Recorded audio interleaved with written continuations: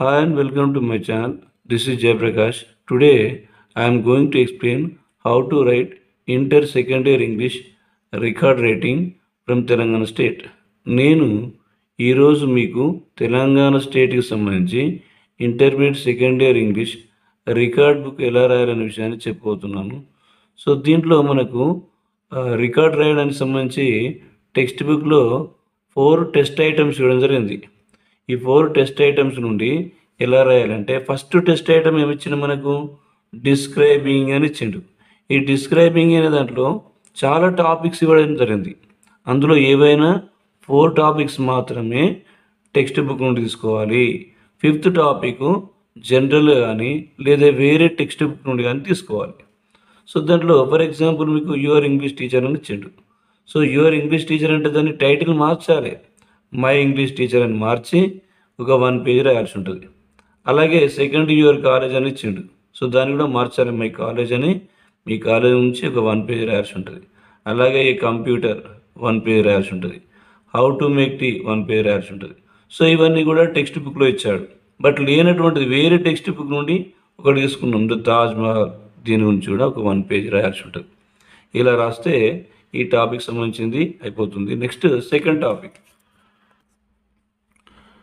Second టాపిక్లో తీసుకున్నట్లయితే presentation skills ఉంది. సో ఇది సెకండ్ టెస్ట్ ఐటమ్.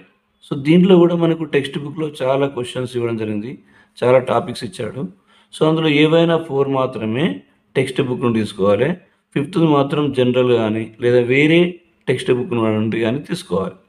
సో మీకు ఇచ్చినటువంటి ప్రజెంటేషన్ స్కిల్స్లో ఉన్నటువంటి టాపిక్స్ రైట్ టు ఓట్ ఉంది. సో దీని గురించి ఒక 1 పేజ్ రాయాల్సి ఉంటుంది.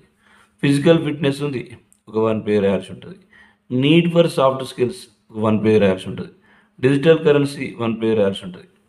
5th మాత్రం వేరే టెక్స్ట్ బుక్ నుండి కానీ జనరల్ కానీ రాయాల్సి ఉంటుంది. స్మార్ట్ ఫోన్ జనరల్ అవుతుంది. సో దీని గురించి ఒక 1 పేజ్ రాయడం. ఇలా 4 టాపిక్స్ మాత్రమే మీకు ఉన్నటువంటి టెక్స్ట్ బుక్ నుండి తీసుకోవాలి. 5th వేరే బుక్ నుండి తీసుకోవాల్సి ఉంటుంది. నెక్స్ట్ థర్డ్ టెస్ట్ ఐటమ్ తీసుకున్నట్లయితే గ్రూప్ డిస్కషన్ ఉంది.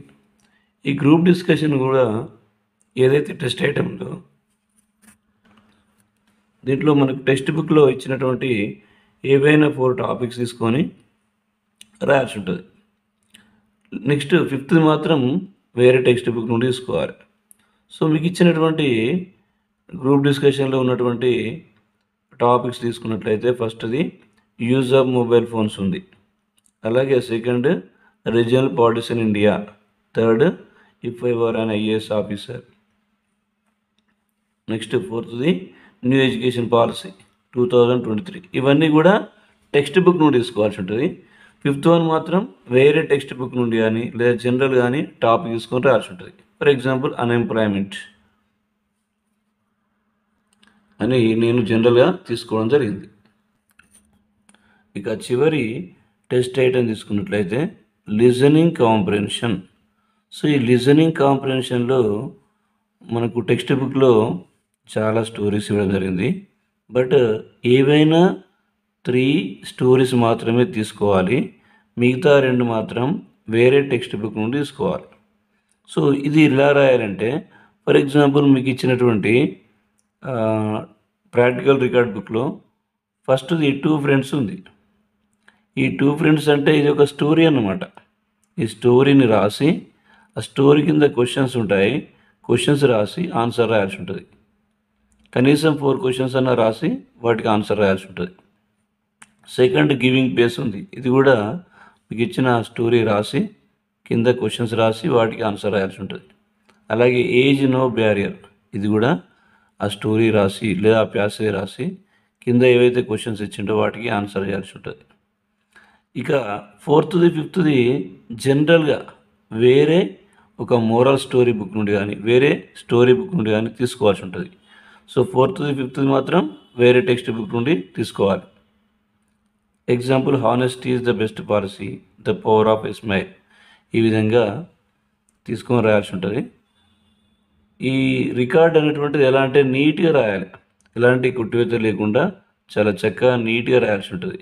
నీట్గా రాస్తేనే మీకు 4 మార్క్స్ ఉంటాయి కాబట్టి 4 మార్క్స్ వేస్తారు. Thanks for watching my video.